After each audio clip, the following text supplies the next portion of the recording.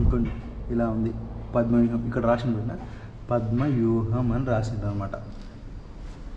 చిత్తాండ వరహాలు అని రాసింది. ఇక్కడ కూడా ఏమో వేసిండ్రు. యుద్ధానికి సంబంధించిన కొన్ని ఇలా రాశారు. ఇక్కడ చూడండి ఎలా ఉన్నాయి, సీమలు అని ఏమేమో రాసింది. ఇలా ఇక్కడ చూడండి ఇలా ఉన్నాయి.